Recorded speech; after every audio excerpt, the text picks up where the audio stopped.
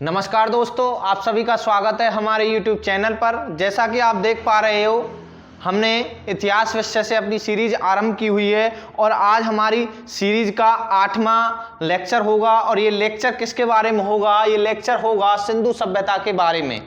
जैसा कि आप जानते हैं, सिंधु सभ्यता या सैंधव सभ्यता या हड़प्पा सभ्यता, ध्यान करना, तीनों ही एक चीज हैं। तीनों ही क्या हैं? एक हैं। आपसे कोई बोले सिंधु सभ्यता, आपसे बोले सैंधव सभ्यता, आपसे बोले हड़प्पा सभ्यता, तो ये तीनों ही क्या हैं? एक नाम है। और इनके बारे में, सिंधु सभ्यता के बारे में आप जानने की आज हम क्या करेंगे? कोशिश करेंगे। तो सबसे पहले ये पुरातत्व विभाग के अंदर ये चीजें आती हैं, और जब पुरातत्व विभाग के अंदर ये चीजें आती हैं तो इनको किस तरीके से खोजा जाता है? सबसे पहला क्वेश्चन यही बनता है कि भाई किस तत्व का हम प्रयोग करते हैं कि पुरानी चीजों का क्या करने के लिए आविष्कार कब हुआ? तो सबसे पहले जो C14 है, आपका जो तत्व C14 है, इसका इस्तेमाल किया जाता है पुरानी चीजों को इस्तेमाल करने के लिए। ये एक स्केल होता है, इस स्केल पर जितना कम नंबर आता है वो चीज उतनी ही क्या होती है दोस्तों? पुरानी होती है। और इसका जो आविष्कार है, इसका आविष्कार किसने किया था? एक रासायनिक थे अमेरिका के, जिनका नाम क्या था? BF Levi.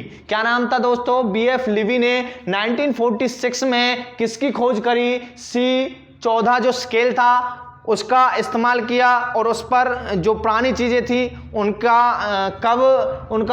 कब वो चीज़ें बनी थी उसके बारे में इन्होंने बताया था। उसके बाद देखिए, सिंधु जो सभ्यता है या हड़प्पा सभ्यता है, इसका जो सर्वमान्य तिथि है, इसका जो टाइम पीरियड बताया गया है, वो टाइम पीरियड बताया गया है 2400 से लेकर 1700 ईसा पूर्व के बीच में इसका क्या बताया गया है? टाइम पीरियड बताया गया है। दूसरी बात है दोस्तों कि भाई जो सिंधु सभ्यता है ये कैसे आकार में फैली हुई है? तो मित्रों, ये कैसे आकार में फैली हुई है? ये त्रिभुजाकार में फैली हुई है। कई बार क्वेश्चन पूछ लिया जाता है कि सिंधु सभ्यता किस आकार में है? तो सिंधु सभ्यता किस आकार में है दोस्तों? त्रिभुजाकार है। तो इसके विषय में थोड़ी और जानकारी प्राप्त करते हैं। देखिए, सुतकोडरा या सुतकेडोर, जो भी नाम प्रोनाउंस होता है, ध्यान रखना है। ये आपका कहां पर पड़ता है? ये पड़ता है आपका बलूचिस्तान के अंदर। और मांडा प्रांत कहां पर पड़ता है? आपका कश्मीर के अंदर। कहां पर पड़ता है दोस्तों? कश्मीर के अंदर पड़ता है। और एक दैमाबाद पड़ता है कहां पर? महाराष्ट्र के अंदर। तो ध्यान करनी है, मैंने किसके बारे में बताया? सुतकेडोर के बारे में बताया, मांडा के बारे में बताया, और महाराष्ट्र के बारे में मैंने आपको बताया। और उसके बाद किसके बारे में बता रहा हूं मैं आपको?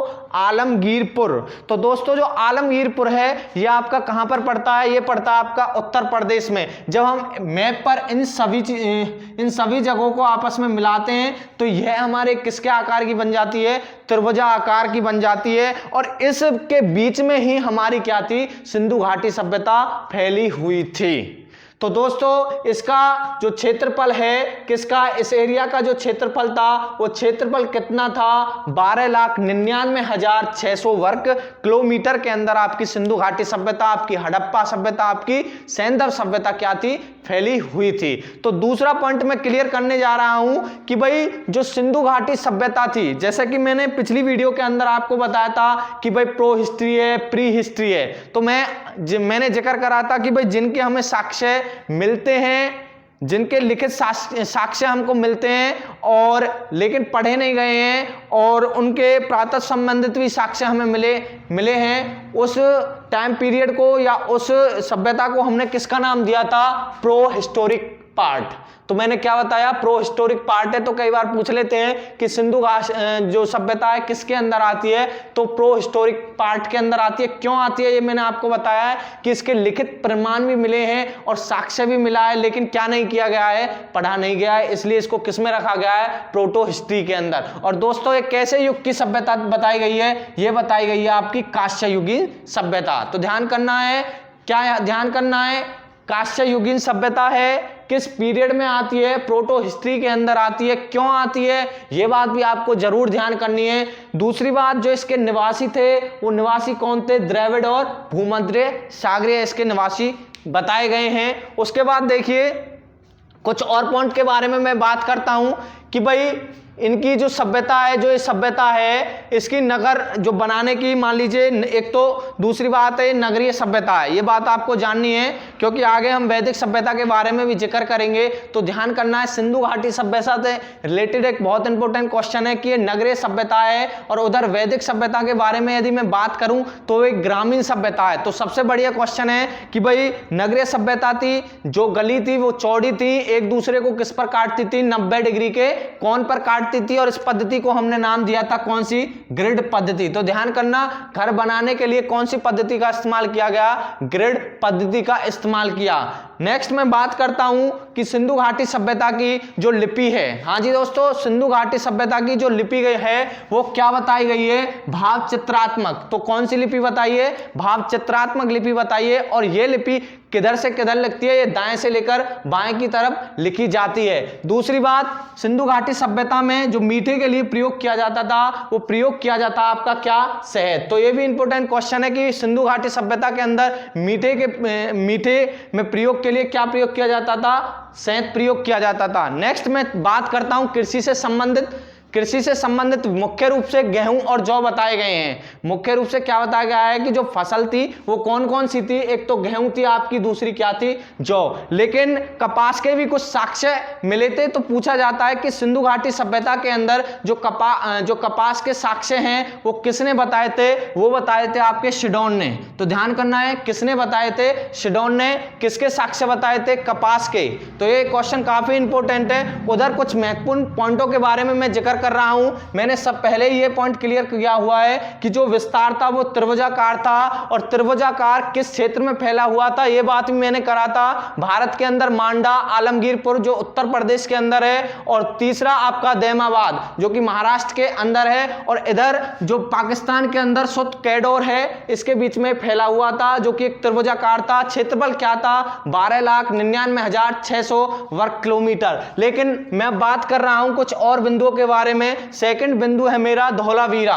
जी हां दोस्तों, धौलावीरा के बारे में आप सभी जानते होंगे, ये गुजरात के अंदर। और दूसरा क्वेश्चन ये भी है कि भाई गुजरात के अंदर ही सबसे ज्यादा सिंधु घाटी सभ्यता के जो सतल हैं वो पाए गए हैं। लेकिन यहां क्वेश्चन क्या होगा, धौलावीरा को पहली साइट, जी हां दोस्तों, पहली साइट विश्व विरासत जो कि यूनेस्को के द्वारा मान्यता दी गई थी 2021 में। ये पहला सतल है सिंधु घाटी सभ्यता का जो विश्व विरासत के अंदर क्या है, काउंट किया गया है। और ध्यान करना है, यूनेस्को का जो मुख्यालय कहां पर है, पेरिस के अंदर है। इसकी स्थापना कब होती है, इसकी स्थापना 4 नवंबर 1946 को होती है। और यह भी ध्यान करना है कि यूनेस्को के द्वारा भारत के अंदर सबसे पहले जो 4 महत्वपूर्ण प्रमुख सतल थे, आपके कौन कौन से थे, आपके आगरा का किला था, आपका ताजमहल था, और आपकी एलोरा और अजंता की गुफाएं जो कि महाराष्ट्र के अंदर हैं। ये आपकी 1983 में यूनेस्को धरोहर के साथ क्या हुई थी, इनको मान्यता मिली थी, और वर्ल्ड हेरिटेज का क्या दिया गया था,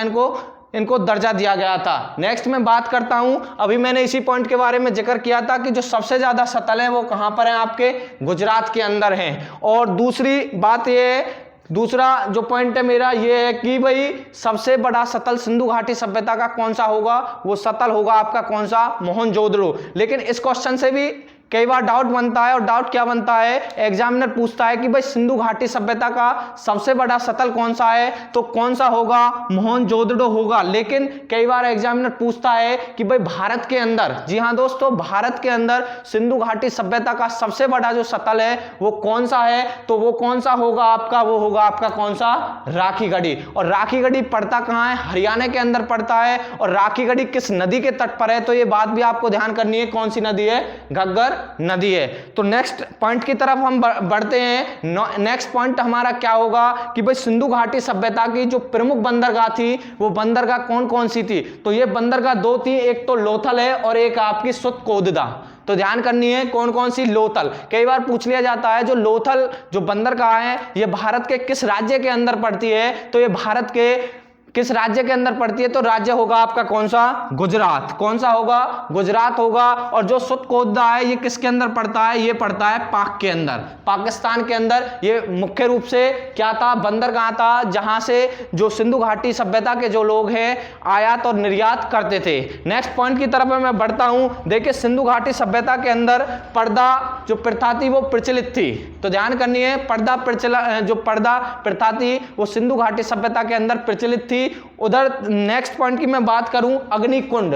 जी हां दोस्तों, कई एग्जामों में पूछा गया है कि सिंधु घाटी सभ्यता के अंदर जो अग्निकुंड है वो कहां से प्राप्त हुए हैं? तो वो कहां से? लोथल से और काली बंगन से। तो ध्यान रखना, कहां से? लोथल कहां बताया था मैंने? गुजरात में बताएगा। मैं इनकी पॉइंटों की चर्चा फिर करूंगा, लेकिन पहले ही मैं आपको थोड़ा ओवरव्यू दे रहा हूं इसके बारे में। देखना, लोथल कहां बताया मैंने? 2 बार बता दिया है। कहां पर? गुजरात के अंदर। और काली बंगन, ध्यान करना, ये 2 वे स्थल हैं जहां से अग्निकुंड प्राप्त हुए हैं। और आपका काली बंगन का जो अर्थ होता है, शाब्दिक अर्थ होता है काले रंग की चूड़ियां। ध्यान करना, कई बार पूछा गया है भी काली बंगन का जो अर्थ है क्या है? काले रंग की चूड़ियां। नेक्स्ट मैं बात करता हूं किसके बारे में? कि सिंधु जो घाटी सभ्यता थी उसका जो समाज था, आप देख पा रहे हो कि आजकल आपके पापा की परिवार में चलती है, मम्मी की चलती है तो भाई पिता की चलती है तो सत्तात्मक होता है, माता की चलती है तो मात्र सत्तात्मक होता है। लेकिन सिंधु घाटी सभ्यता के अंदर किसकी चलती है?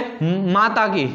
क्यों? इसके क्या साक्ष्य मिले हैं? इसके साक्ष्य मिले गए हैं कि जो आपकी जो मूर्तियां हैं वो ज्यादा महिलाओं की मिली, जिससे इतिहासकारों ने पता लगाया कि ये किसकी होंगी? ये इस समाज के अंदर किसकी चलेगी? मात्र सत्तात्मक की। उसके बाद सिंधु घाटी सभ्यता के प्रमुख कितने शहर हैं? इसके प्रमुख कितने?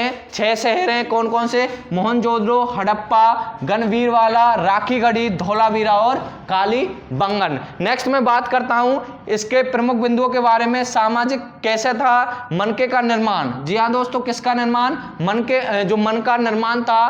क्वेश्चन पूछा जाता है मन का निर्माण कहां किया जाता है? मनके का। तो कहां पर मिला था? चनुदड़ो में। चनुदड़ो क्या है? इसका ही एक क्या था? शहर था। किसका? सिंधु घाटी सभ्यता का। नेक्स्ट मैं बात करता हूं आग से पकी मिट्टी। सबसे ज्यादा इंपॉर्टेंट क्वेश्चन है। सिंधु घाटी सभ्यता के अंदर आग से पकी हुई मिट्टी, जो आग से पकी हुई मिट्टी उसको क्या बोला जाता था? टेराकोटा। क्या बोला जाता था? टेराकोटा। लिंग पूजा इस टाइम प्रचलित थी। और चांदी सबसे ज्यादा ये बताया गया हड़प्पा सभ्यता के अंदर कि हड़प्पा जो सतल था, भाई इसको हड़प्पा सभ्यता इसलिए भी कहा गया क्योंकि सबसे पहले ये हड़प्पा सभ्यता जो सिंधु घाटी सभ्यता का जो शहर था सबसे पहले खोजा गया था। कब? 1921 में। तो इसलिए इसको क्या भी कहा गया है? इसको हड़प्पा सभ्यता भी इसलिए इसका नाम दिया गया है। दूसरा पॉइंट है मृतकों का टीला।